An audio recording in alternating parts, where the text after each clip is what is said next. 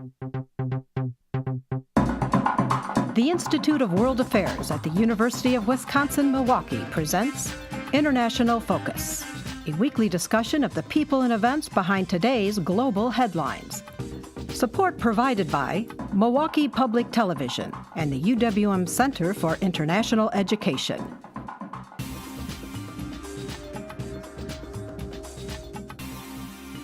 Now here's your host, Doug Savage.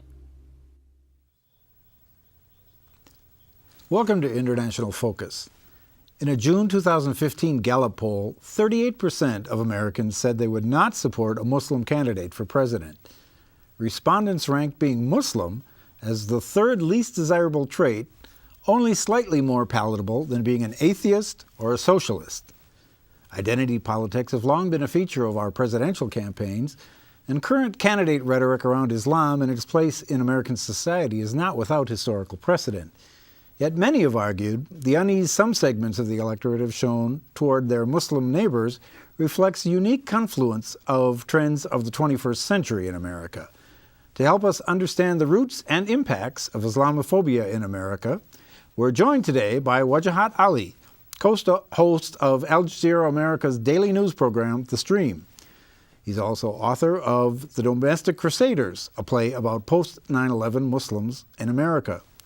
He served as lead author and researcher for the Center for American Progress report, Fear, Inc., Roots of Islamophobia Network in America, and he previously worked with the U.S. State Department to design and implement a leadership program to empower young social entrepreneurs.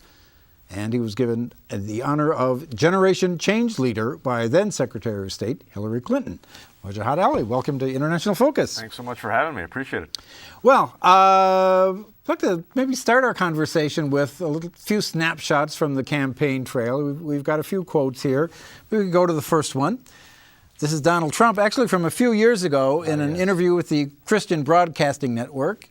In response to the question, is there a Muslim problem in America? Absolutely. I didn't see Swedish people knocking down the World Trade Center. A little more recently, of course, Ben Carson's Meet the Press quote in which he said he would not advocate that we put a Muslim in charge of the nation. Absolutely would not agree with that. And Bobby Jindal, what these are unassimilated Muslims, are really trying to do is overturn our culture, and we need to recognize that. Well, this idea of culture being in jeopardy is not a new phenomenon. Here you see Norman Vincent Peale from 1960 saying, facing the election of a Catholic, our culture is at stake. Right.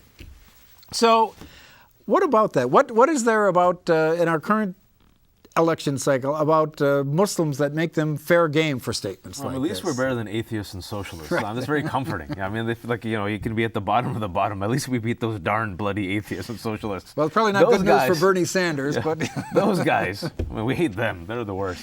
What I always say is what's happening with Muslims in America right now is a remake. It's a cultural remake, and if you're a student of American history, and I'm glad you brought up that last quotation, the boogeyman in the past has been the Irish Catholic, has been the Jew, has been the LGBT member, currently is still the African-American male, and also I would say Mexican immigrants. And of course, when it came to World War II, it was the Japanese threat, the yellow threat, if you will. And basically what happens is when you have ignorance mixed with fear, it's always a great political cocktail for candidates who want to prey on that misconception to get votes and money. So let's take Ben Carson, who may or may not have stabbed someone. You know, I love American politics, right? Like there's people clamoring to take credit for stabbing someone, almost stabbing someone, right?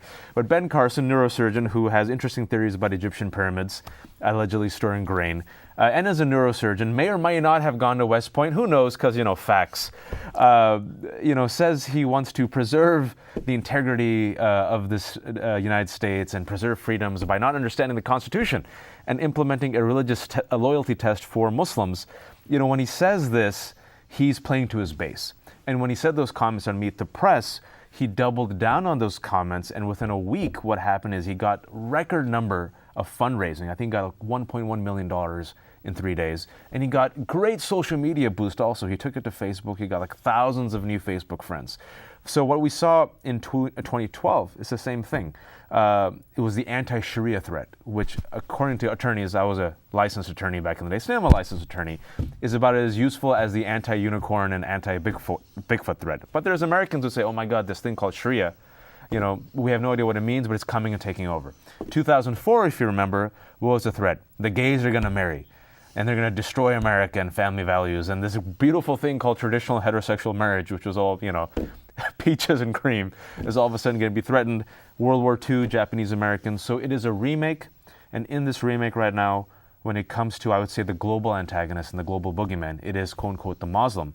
But 60% of Americans, Doug, say that they don't know a Muslim, even though Muslims have been here since the 1500s. In fact, about 15 to 25% of the slave trade that was brought here forcibly against its will was Muslim. The two roots of Islamophobia, which I'll simply say is anti-Muslim bigotry, is the following: ignorance and misconceptions from the media. You marry those together, and I think most Americans who mean well, when they hear Muslim, they think an orc from Lord of the Rings that's going to come over and force their daughter to eat falafel and hummus, which I should say is a healthier alternative to cheese. So, to what extent do you think this has morphed recently? I mean, some of the stereotypes from, say, 20 years ago were much more Arab-focused. I mean, we had the scary terrorist Arab, and now how did it morph from sort of ethnic Arabs to members of a certain faith? No, that's an astute observation. 9/11 was critical. When the two towers fell, I think there was a permanent fork road in the international global timeline, right? That tragedy reverberated across the world, and it seared into the political and cultural consciousness, right? This language that emerged after 9/11, us versus them. The brown threat, I call it the brown Middle Eastern bouillabaisse threat, right? The people that Chuck Norris used to kill in the 80s, right? Libyans, Palestinians, whatever, Iron Eagle, down in Beverly Hills, an Iranian here and an Afghan there. It morphed into a civilizational conflict, which is why it's so frightening. All of that merged together into, quote unquote, Islam, whatever Islam means. And Islam was versus the West, whatever West means. Who is the West? Who is Islam? I have no idea. I've never met either of them. And I'm 35 years old, born and raised in California, right? But it's this monolithic understanding of what the West is and what Islam is. And Islam as a religion, as a civilization that has existed for 1,400 years, as 1.5 billion people, also includes not just Muslims, but I always say those who look Muslimy. This includes Sikh Americans, Arab Christians, Persian Jews, dark-skinned guys who got a tan, mocha-colored folks. And, I joke about it, but look, the first hate crime that happened after 9/11 was where? In Arizona. Balbir Singh, a Sikh gas attendant who was shot and killed because they said he looks like one of them who brought down the towers. We're here in Wisconsin. What happened a couple of years ago? Sikh temple, a white supremacist. Most people think he went there because he thought they were the other. Shot and killed almost a dozen Sikh Americans. So it's really problematic, especially in the globalized world that we live in, where a story can change with a tweet or a YouTube upload, that the enemy is not just the Muslim, it's anyone who looks Muslimy, and it has transformed to this, but like you said, this Middle Eastern caricature, who Chuck Norris used to kill, into something called Islam. So, talk a little bit about that. I mean, the earlier sort of Arab stereotype was largely foreign policy based. I mean, there were like specific acts. I mean, think of characterizations of the PLO and the Palestinian terrorists. Right. Is there an analog to that? I mean, is there a real world basis for broadening that to Muslims as a whole? No, you make a good point. Look, this actually goes all the way back to the Crusades. And I'll try to do a 1,000-year history in 2 minutes. But it's a marriage of politics to media and propaganda, right? So the foreign policy of the day actually dictates the villains of today, right? So when Pope Urban II in 1095 launched the Crusades to reclaim the Holy Lands from the Muslims, before that time, Muslims and Christians relatively had pretty good relations. Right around that time, 1095, right, you have a famous poem that came out called The Song of Roland, which is seen as a staple of Western literature to this day. It's a reimagining of a 9th century battle where apparently the Christians routed the Muslim army. But in reality, Charlemagne actually routed Christian Basques who were angry at him for the assault. But look at that, propaganda turned the enemy into the Muslims, right? You fast forward and you go to the Italian Renaissance. You got Dante. who wrote Divine Comedy. We still read it to this day. I'm an English major. He takes you through heaven, purgatory, and hell. In hell, who does he find being tortured and mutilated? Prophet Muhammad and the fourth Caliph Ali, right? You fast forward and you got the enlightened thinkers. Who do you have? Voltaire writing an inflammatory play against, Prophet Muhammad.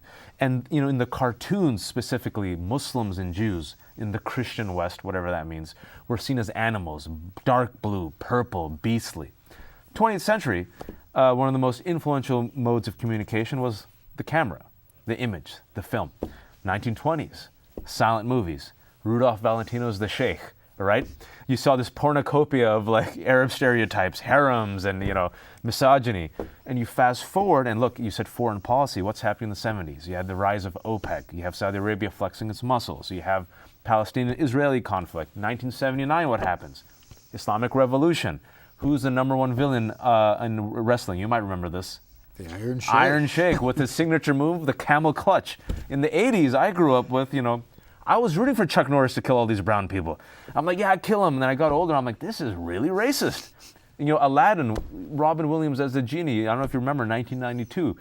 Racist lyrics, where, hey, they cut off your face, they cut off your nose if they don't like your face, it's barbaric. But hey, at least it's home. And we're sitting there in the theater laughing. And it's this image of the convenient villain that is married to the foreign policy of the day. You also saw it with the Russians. And the Russians are making a comeback now in the 21st century. But it was the very convenient Arab Middle Eastern villain that, as we mentioned, after 9/11, has, if you will, morphed or evolved into Islam as the threat. Well, we've got just a couple of minutes before our break, but talk a little bit about that sort of feedback loop. I mean, to what extent do those images in the media make the receptivity for Islamophobia that much easier, and then seeing that that's the prevailing attitude, make it easier for the media to project those images? You see, I'm part of the media, right? So the media is not just this boogeyman sitting in the corner saying, yes, excellent, we're going to go after the Muslims. The media, it's a neutral entity. If it bleeds, it leads. Sensationalism runs the day. And there's been a lot of bloodletting, unfortunately, in Muslim-majority countries. Both sides, they're being bombed, and also internally there's been a lot of chaos. So these are sexy stories. And media, and specifically culture, informs our perceptions of the other, perceptions of ourselves. It frames narratives, it frames history. And specifically when we've seen the research when it comes to Islamophobia, like I mentioned, the two core reasons, if you have to boil it down to, is most Americans don't know anything about Islam and Muslims. What they do know, is based on media misperceptions, and that is of the violent stereotype. Specifically, there is a mainstream media name of the famous caricature of the Muslim. It's called Rage Boy. Not making this up. Rage Boy has a beard, is angry, is burning the effigy of, the flag or the president of the day. He looks like this. He's on the cover of Newsweek. Rage Boy represents the anger, the rage, the belligerence of this Muslim horde. We don't know why they're angry. They're just, intrinsically angry against us and freedoms. And that really has dominated the mindset, I think, of a lot of Americans who don't know any better, and thus, going back to your first point, politicians are always able to play on these convenient stereotypes and boogeymen. And they say, listen, I'm tough on crime. I'm tough on national security. I'm going to go after these people who are threatening you and your children. I am better than the other guy, so vote for me. It happened with the Japanese Americans, World War II, they got interned, innocent. It's happening against Mexican immigrants who are apparently racists, rapists, and criminals, according to Donald Trump. It's always conveniently used against the African-American male. And right now, for the past 4 years, and not just 2014, 2015, but also 2012, it's the Muslim. Well, we're going to talk a little bit about that sort of unfortunate pedigree of various profiling and phobias in our political process. But first, we're going to take a short break.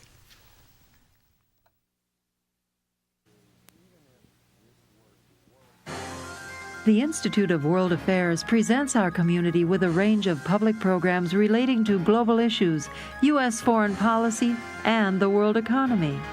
For more information about the Institute of World Affairs, call 414-229-3220 or visit our website at www.iwa.uwm.edu.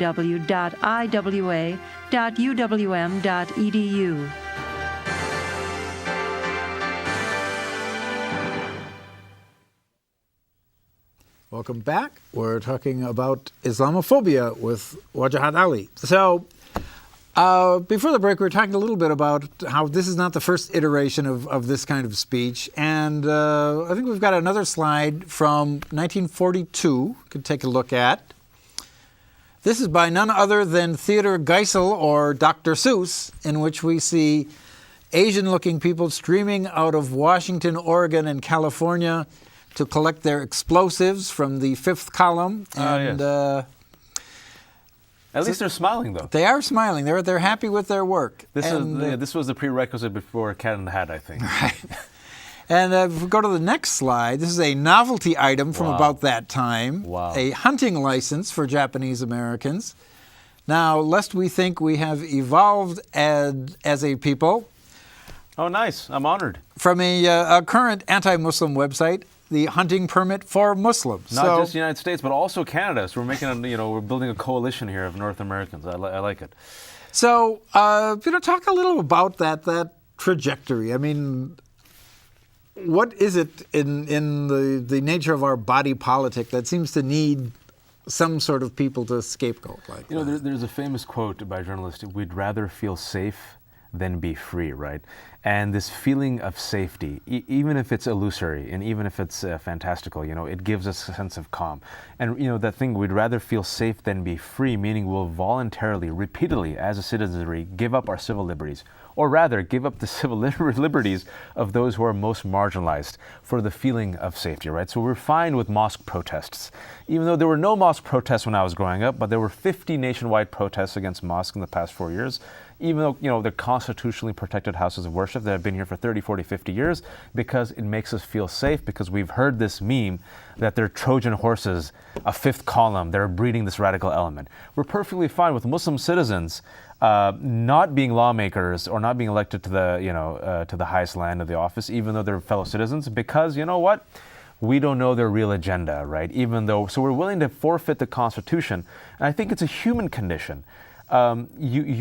You outsource legitimate problems, if you will. You outsource legitimate grievances, and instead of actually taking ownership of it, instead of actually blaming the real culprits or the real, root causes of income inequality, of a broken immigration system, of a broken criminal justice system, you just pivot.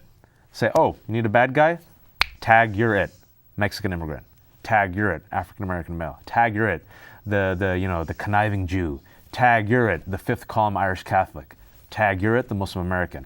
And the first part of this conversation, we talked about the macro level, but I want to be very clear that anti-Muslim bigotry in the past 10 years specifically, Doug, has been manufactured by a small interconnected group of what I call lawmakers, media personnel, and think tanks, and also funded by some funders.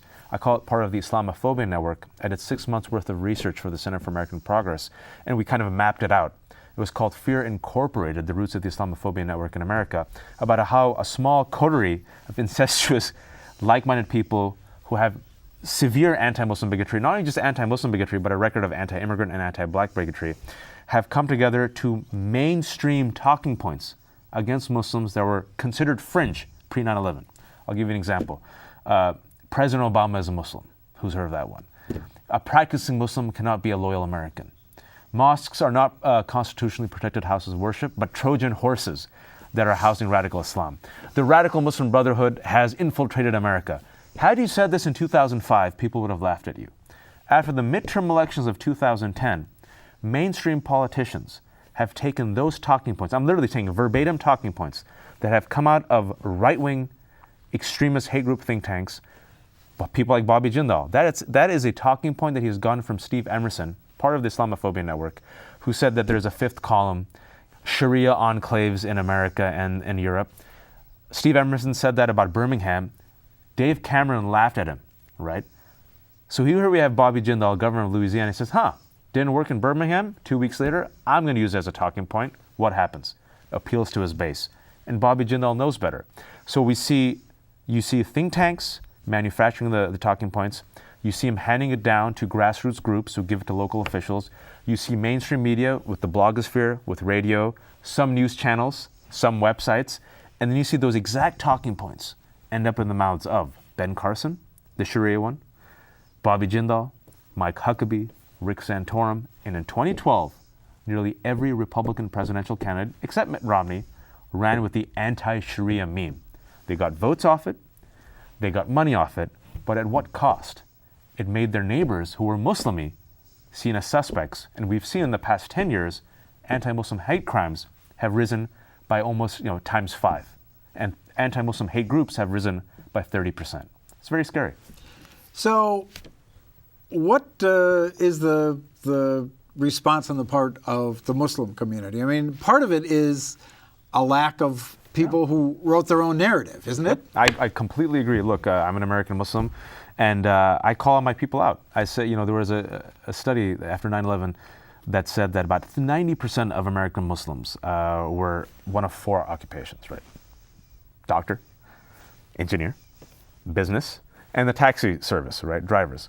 That leaves about 10% for who? Journalists, storytellers, politicians, therapists, local politicians, educators, and so forth.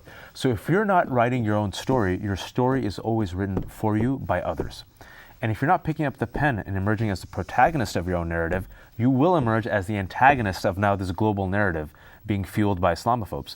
So I always tell Muslims, you're going to sit there and whine and complain, drink water out of your cheesy cup, and yell at Bill O'Reilly and Fox News, or is she going to do something? And what I saw with my generation, I was a 21-year-old senior at UC Berkeley when the Two Towers fell.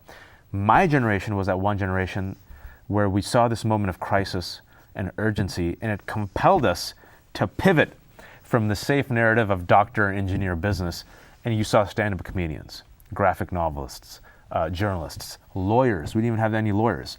And now you're seeing this generation of American Muslims emerge that is more proactive, more progressive, and they're saying we're going to engage because we see no conflict between our Muslim and American identity. And who are you, hater, to take away the American dream from me? But I do blame American Muslims also. If you're not willing to invest in the American narrative, if you're not willing to invest in the cultural roots, like literally go down and be not just a spectator, but a participant, then this is going to keep happening.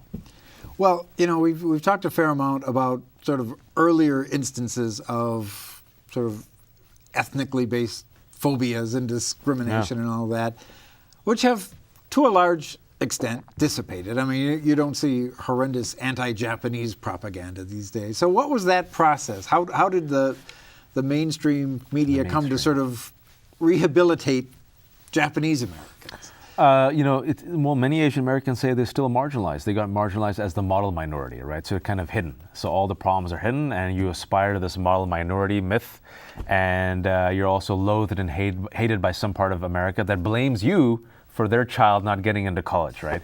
So, but at the same time, it's not the vicious stereotype that's going to come and kill you, the fifth column, right? They're going to come and take your kid's seat at Stanford. Look, it's a process. You have to engage politics, you have to engage academia, you have to engage the local grassroots, and you have to engage media. It takes a coalition of the willing. Each member of the community in their respective fields with their respective talents has to be proactive and say their narrative and emerge as the best version of themselves and work with other groups, a multicultural coalition of the willing, intersection of, race and ethnicity. I say even LGBT communities, religion, to say, you know what? If you poison the pluralistic well of America, it not just hurts my community, but if we keep expanding and stretching the American narrative and keep pushing for freedoms, it's better for your kid and my kid. So now you're seeing in 2015, LGBT members who never used to talk to Muslim community members, uniting over shared values, saying, hey, if there is, anti-gay bigotry, it's actually, we should unite because anti-Muslim bigotry affects my community as well. So let's work together in tandem against the haters. And what we've seen, I think this is positive, in the past 15 years is, in 2002, it'd be rare to see an eloquent, dark-skinned Muslim on television. You had a token, but now you have a smattering, right? You see Muslim journalists, you see Muslim politicians, Keith Ellison, Andre Carson. That didn't happen before. We have 2 of 435. We're going to take over. You have a Muslim president, Barack Hussein Obama. I'm kidding, America. But you're seeing the remake, if you will, of what Catholics, Jews, and LGBT members did to ensure that they're no longer marginalized, that they also have a seat at the table, and they become part of the mainstream. The way to do that is to participate, and you have a collection of talents from your community. Not everyone can be a doctor. Not everyone can be a businessman. You need someone to emerge as a politician, as a lawyer, as an educator, as a storyteller, and you have to work with other Americans because that's the only way this rough draft is going to keep evolving. So, we've got just about a minute left. If you can get on your soapbox and offer both the American Muslim community and people with Muslim neighbors a quick word of advice. What might have hope. I always say have hope. You can sit here and listen to this conversation, punch yourself in the face and feel despair, but this is a remake. This has happened before. The boogeyman right now happens to be Muslims, but in the past it was Irish Catholics, Jews, LGBT community. And it's up to American Muslims to emerge as the best versions of themselves with their American and Islamic values. You help your own community, but once you make the mainstream, you have to look back and help that person who's struggling, reach out your hand across the aisle, and you'll find someone with a good heart and good intentions who might just be ignorant, not know any better, who's willing to grab your hand and move forward. And that's what we have to do. Very good. Well, we'll leave it at that. Wajahat Ali. Thanks so much. Thank you. To our viewers, we'll see you next time on International Focus.